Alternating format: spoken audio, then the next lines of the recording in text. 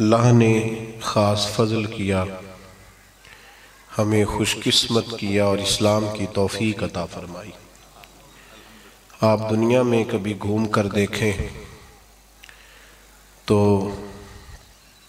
کئی ملکوں میں بزنس کرنے والا اور دنیاوی طور پر بڑی بڑی ڈگریاں رکھنے والا آدمی جب اپنے ہاتھ سے بنائے ہوئے بت کے سامنے جھکتا ہے تو انسان کو احساس ہوتا ہے کہ ہدایت اللہ کی کتنی بڑی نعمت ہے۔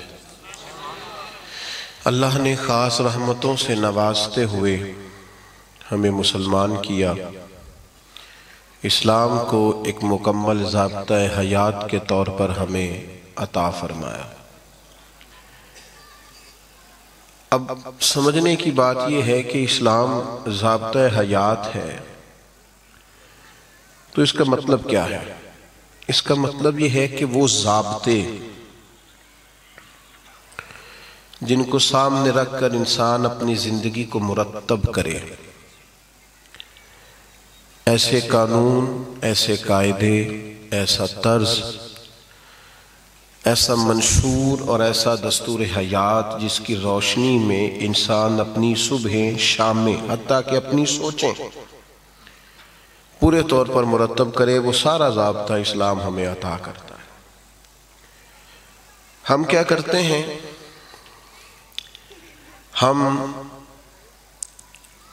دین پر عمل تو کرتے ہیں لیکن بعض ایسی چیزوں میں جن میں کچھ تھوڑی سی ہم سمجھتے ہیں کہ یہاں ہم چل سکتے ہیں، لیکن جہاں ذرا تھوڑا سا معاشرے سے ٹکرانا پڑتا ہے یا سوسائٹی کے رسومات سے بغاوت کرنی پڑتی ہے، وہاں ہم دین پر اس طرح عمل نہیں کرتے۔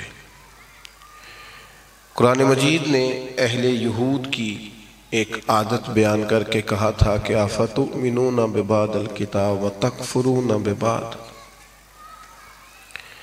تم کتاب کے بعض حصے پر ایمان لاتے ہو اور بعض کے ساتھ کفر کرتے ہو۔ تمہیں کئی حکم دیے جاتے ہیں لیکن ان میں سے تم کسی ایک کو تو مان لیتے ہو اور باقیوں کو چھوڑ دیتے ہو۔ ہم مسلمان ہیں، ہمیں اللہ تعالیٰ نے یہ حکم دیا ہے کہ ہم دین میں پورے داخل ہو جائیں، آدھے تیتر اور آدھے بٹیر بن کر زندگی نہ گزاریں۔ حضرت عبداللہ ابن سلام رضی اللہ تعالیٰ عنہ یہودیوں کے عالم تھے۔ آپ اپنے کچھ احباب کے ساتھ مسلمان ہوئے۔ اہل یہود اونٹنی کا دودھ نہیں پیتے اور اونٹ کا گوشت بھی نہیں کھاتے، ان کے دین میں منع ہے۔ تو جو چیز آپ سالوں سے استعمال نہیں کرتے اس کے بارے میں آپ کا ذہن بن جاتا ہے کہ یہ میں نے نہیں کھانی، وہ طبیعت کے ساتھ میچ بھی نہیں کرتی۔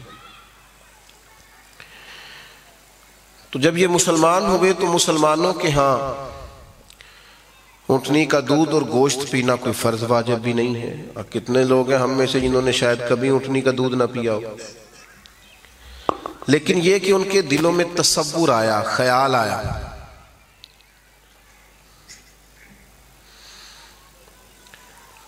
کہ چونکہ یہودی نہیں پیتے تھے اس زمانے میں، ہم نہیں پیتے تھے اور ہماری طبیعت سے میچ بھی نہیں اور اسلام میں فرض بھی نہیں، اگرچہ مسلمان ہیں، کامل مسلمان ہیں، اللہ کے فضل سے صحابہ تو معیار ہیں، لیکن انہوں نے سوچا کہ کیوں نہ ایسا کریں کہ دین کے سارے احکامات پر عمل کریں لیکن اونٹنی کا دودھ اور گوشت نہ کھائیں۔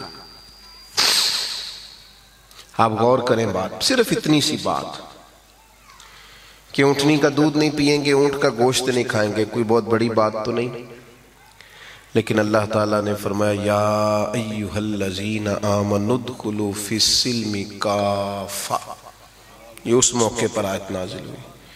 فرمایا اے ایمان والو دین میں پورے داخل ہو جاؤ، پورے تمہیں اتنی سی بھی گنجائش نہیں دی جا سکتی، کیونکہ دین مکمل ضابطہ حیات۔ مجھے بتائیے